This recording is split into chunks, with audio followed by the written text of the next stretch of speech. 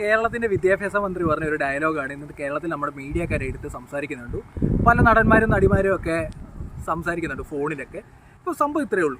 നമ്മുടെ കലോത്സവം വരാൻ പോവാണ്. അപ്പോൾ ഒരു സിനിമാ നടി അതിനകത്തൊരു പ്രോഗ്രാം കുട്ടികളെ പഠിപ്പിക്കുന്നതിന് വേണ്ടി പേയ്മെൻറ്റ് ചോദിച്ചു.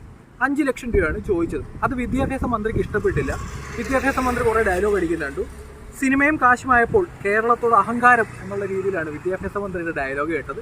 കേരളത്തോട് അഹങ്കാരമൊന്നും എനിക്ക് തോന്നുന്നില്ല. ഇപ്പം കലോത്സവത്തിൽ പങ്കെടുക്കുന്ന ഒരാൾ കലോത്സവത്തിൽ പങ്കെടുക്കാൻ പോകുന്നു. സ്വാഭാവികമായിട്ടും കഴിവ് വേണേ. വെറുതെ ഒരു കഴിവില്ലാത്ത, ഇപ്പോൾ എനിക്ക് ഡാൻസ് കളിക്കാൻ അറിയത്തില്ല, ഞാൻ പോയി കഴിഞ്ഞാൽ അവർ അന്നേരം ഓടിച്ചു വിടും. കഴിവില്ലാതെ പോകാൻ പറ്റത്തില്ലല്ലോ. അപ്പോൾ കലോത്സവത്തിൽ പങ്കെടുക്കാൻ പോകുന്ന ഒരു കുട്ടി, ആ കുട്ടി പഠിക്കുന്നതിന് ചിലവുണ്ട്. അത് ഗവൺമെൻറ് അല്ല തരുന്നത്. അല്ലെങ്കിൽ ഡ്രസ്സ് സ്വന്തം പോകലിലെ പൈസ എടുത്താണ് ചെയ്യുന്നത്. മേക്കപ്പ് സ്വന്തം പോകലിലെ പൈസ എടുത്താണ് ചെയ്തത്. അങ്ങനെ കലോത്സവത്തിൽ കലാതിലകമൊക്കെ ആവുന്നു. അതിനുശേഷം അവരുടെ കഴിവ് കൊണ്ട് അവർ സിനിമ നടിയാവുന്നു. കഴിവ് കൊണ്ട് ഇപ്പോഴും നിലനിൽക്കുന്നു. കഴിവ് കൊണ്ട് അവർക്ക് പേരും പ്രശസ്തിയുണ്ട്. ചില ആൾക്കാർ നവ്യ നായരുടെ പേരൊക്കെ പറയുന്നുണ്ടാണ് ഞാൻ പറയുന്നത്. നവ്യ നായരോ XY ആരും ആയിക്കോട്ടെ. അങ്ങനെ ഇന്നും അവർ നിലനിൽക്കുന്നു. കലോത്സവത്തിൽ പങ്കെടുത്തു, ശരി. അതിനുശേഷം ഇന്നും ഒരു മലയാള സിനിമയെ നിലനിൽക്കുന്നു.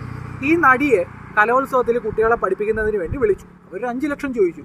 ഇതിനകത്ത് കേരളത്തിലെ തൊഴിലാളി വർഗ്ഗ പാർട്ടിയുടെ നേതാവായിട്ടുള്ള മിനിസ്റ്റർക്ക് എത്ര കുരുപൊട്ടാൻ എന്താണെന്ന് എനിക്ക് മനസ്സിലാവുന്നില്ല.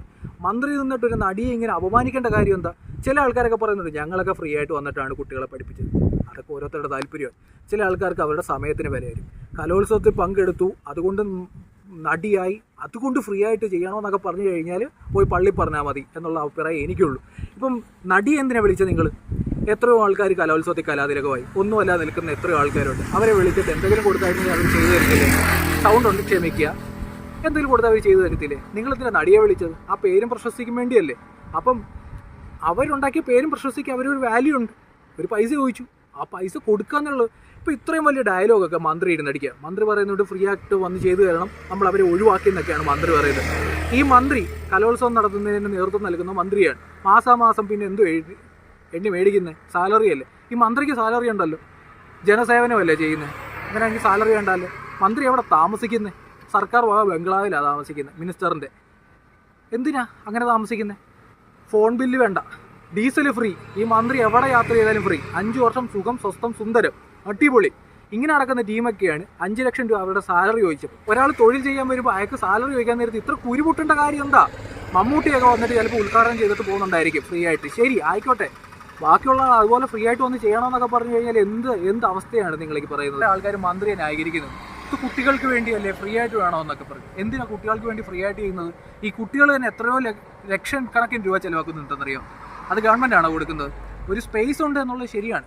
അവിടേക്ക് വരുന്ന അവർക്ക് കലാതിലകമോ അല്ലെന്നുണ്ടെങ്കിൽ ഫസ്റ്റ് പ്രൈസോ മേടിക്കുന്ന ആ കുട്ടിയുടെ കഴിവുകൊണ്ടാണ്. ഒരാൾ കലാതിലകമാകുന്നു, അതിനുശേഷം അവർ സിനിമ വരുന്നു. അവരുടെ പേയ്മെൻറ്റ് ചോദിക്കാൻ നേരത്ത് ഇവിടെ കിടന്ന് മുക്കിയും മൂളിയും കാണിച്ചിട്ട് വല്ല കാര്യമുണ്ടോ?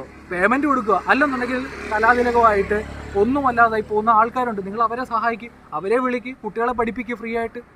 അവർ വന്ന് ചെയ്തു തരില്ലേ? ഇതൊന്നും പറ്റില്ല. നടിമാരെ വേണം, പേരും പെരുമയും വേണം.